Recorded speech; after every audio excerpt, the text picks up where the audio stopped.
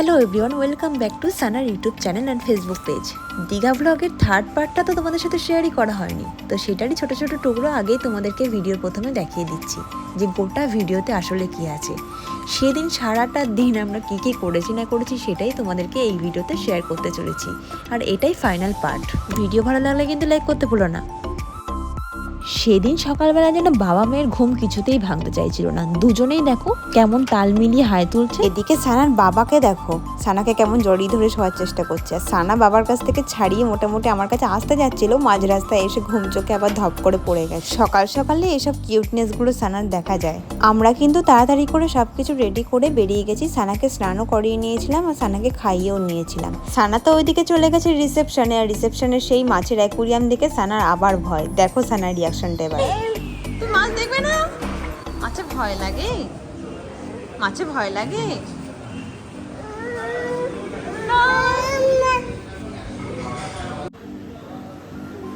দেখো দেখো দেখো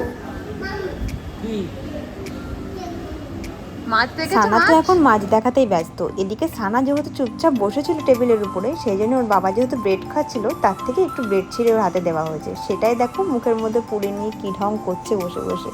তো যাই হোক, সবাই মিলে একটু ব্রেকফাস্ট করে নিলাম। এদিকে দেখো সানা আমাদের কেমন ব্রেড খেতে বসে গেছে। পাপার প্লেট থেকে ব্রেডটা নিয়ে সোজা মুখ, গলায় আটকাক বা না আটকাক, সানার তো গোটাটাই মুখে নেওয়া চাই। তো যাই হোক, সানা এখন পাউরুটি খেতেই ব্যস্ত। তারপরে সব খাওয়া দাওয়ার পাট চুকিয়ে আমরা বেরিয়ে বলছিলাম। সেই সময় দেখলাম যে পার্কে যে দোলনাটা আছে সেইখানটা একটু সানাকে নিয়ে দোল খাওয়ানো যাক। সানাকে তো একা একা বসানো যাবে না, কখন কোন দিক দিয়ে ছিটকে যাবে। সেই জন্য আমি সানাকে কোলে নিয়েছি, ওইদিকে সানার কাম্মা দেখো ভাইকে কোলে নিয়ে নিয়েছি। আমরা দুজন এখন বসে বসে দোল খাচ্ছি। বেশ এনজয় হচ্ছিল কিন্তু দুজনে মিলে। সানা কিন্তু এই প্রথম দোলনায় উঠলো, তাতে কিন্তু সানার মুখের এক্সপ্রেশন দেখেই বোঝা যাচ্ছে।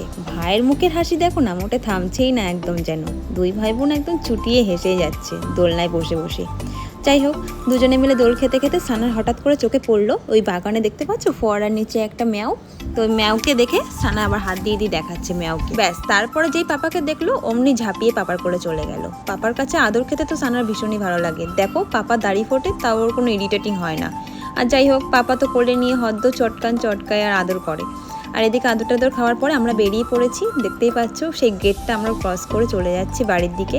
আর এইদিকে দেখতে পাচ্ছ আমরা কোলাঘাটে চলে এসেছি একটা রেস্টুরেন্টে ঢুকেই সানা এদিক ওদিক তো ফালুক ফুলুক করে তাকাচ্ছে। নতুন জায়গায় এসেছে বলে কথা, চারিদিকটা একটু দেখে না নিলে হয় নাকি। যাই হোক, সানা আমাদের অপেক্ষা করতে করতে হাই তুলে ফেললো, আর আমি আর সানা দুজনে মিলে ওয়েট করছি। শুধু আমি সানা না, সবাই ওয়েট করছে। আর সানা যাতে বোর না হয় তাই সানাকে নিয়ে একটু খেলাচ্ছিলাম। সানা কিন্তু আমার এই খুনসুটিগুলো বেশ এনজয় করছিল বসে বসে। মুখের এক্সপ্রেশনটা দেখছো তো, চুপচাপ রয়েছে। চুল নিয়ে খেলা শেষ, এবার শুরু হলো সানার গাল নিয়ে খেলা। গোলুমলু গাল দুটো একটু না টিপলে চলে নাকি। যাই হোক, সানা এখানে পাপার পাশে দাঁড়িয়ে গেছে। সানা কিছু না কিছু খুনসুটি সবসময় চলতেই আছে, দেখতেই পাচ্ছ তোমরা সেটা। এদিকে দেখতে পাচ্ছ কাম্মার পাশে সানা বসে গেছে। দুপুরে লাঞ্চ চলে এসছে। আমাদের এই থালিটা আমরা অর্ডার দিয়েছিলাম, থালিটা অসাধারণ ছিল, আর এটা শেয়ার করেই খেয়েছিলাম আমি আর সানার কাম্মা দুজনে মিলে। তো দারুণ ছিল। আর পরে আমরা যা যা নিয়েছি সেগুলো আবার রিপিটও করেছিল। এদিকে দেখতে পাচ্ছ তো সানা কিন্তু একটা বসে বসে করলা ভাজা খাচ্ছে। দেখো, আজকালকার বাচ্চারা নাকি তেতো খায় না, আমাদের সানাকে দেখে শেখো। করলা খাচ্ছে আমাদের সানা। আর থালিটাকে পুরোপুরি তোমাদেরকে দেখিয়ে দিলাম, কত সুন্দরভাবে দিয়েছিল সব কিছু খাবার।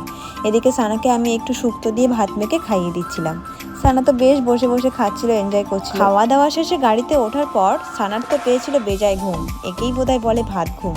যাই হোক, সানার ভাই তো ওইদিকে বেশ জেগে রয়েছে, দেখতে পাচ্ছ সামনে বসে রয়েছে ওর পাপার কোলে। আর এদিকে আমরা যেহেতু বেলঘড়িয়া এক্সপ্রেসওয়ে হয়ে যাচ্ছিলাম, তো বেলঘড়িয়াতে দিদির বাড়ি, মানে মাসতুতো দিদি হয়, তাই জন্য যাওয়ার পথে আমরা ভাবলাম দিদির বাড়ি থেকে আমরা ঘুরেই যাই। এদিকে দেখতে পাচ্ছ দুটো দোকান, এই দুটো দোকান দিদিদেরই। দিদি অনেক দিন ধরে বলে যাচ্ছে আমাদেরকে যাওয়ার জন্য বাড়িতে, তো ওদের বাড়িতে আর যাওয়াই হয় না। তো ভাবলাম এদিক দিয়ে যখন যাচ্ছি দিদির বাড়িটা একেবারে ঘুরেই যায়। আমি কিন্তু দিদির বাড়ি এই প্রথম আসলাম। দিদি এর আগে প্রচুরবার বলেছে আমাকে যাওয়ার কথা, কিন্তু দেখো হয়ে ওঠে না। অবশেষে এসে আমাদের ভাগ্যই খারাপ, দিদি ছিল না বাড়িতে, দিদি গেছিল অফিসে। তো যাই হোক, দিদিকে খবর দেওয়া হলো। দিদি আমাদেরকে বারবার করে থাকতে বলছিল, কিন্তু সানার কাম্মা আর কাকাইয়ের বাড়িতে যেহেতু পরের দিন পুজো ছিল, সেই কারণে ওরা থাকতে পারবে না বলে আমাদেরও থাকা হলো না আর কি। তো যাই হোক, ওখানে সানা যেই দেখেছে অমনি চলে গেছে কাম্মার কাছে। কেন জানো তো, ওই যে হাতে দেখতে পাচ্ছ স্লাইস আছে গ্লাসের মধ্যে, ব্যাস ওইটা খাওয়ার জন্য। একটুকুনি মুখে দেওয়ার পর মুখের এক্সপ্রেশনটা জাস্ট দেখো। দিদির সাথে তো আলটিমেটলি দেখা হলো না। যাই হোক, নেক্সট বার যখন দিদি বাড়িতে আসবো অবশ্যই দিদির সাথে দেখা হবে। দিদিকে যেহেতু বলে আসিনি, সেই কারণে দিদি বাড়িতে ছিল না। এদিকে দেখতে পাচ্ছ আমরা বাড়ি চলে এসেছি। এদিকে দেখতে পাচ্ছ সানার পাপা গাড়ি থেকে লাগেজগুলো নামানোর চেষ্টা করছে। সানা এদিকে কাদেরকে দেখে এক্সাইটেড জানো তো? ওই যে সামনে দেখতে পাচ্ছ রোমিও দাদার বন্ধুদেরকে। রোমিও দাদা তো বেজায় এক্সাইটেড আমাদের দীঘা ব্লগ এই অবধি। ভিডিও ভালো লাগলে অবশ্যই লাইক, কমেন্ট, শেয়ার আর সাবস্ক্রাইব করে দিও। যারা পেজ থেকে দেখছো তারা ফলো করে দিও। টাটা।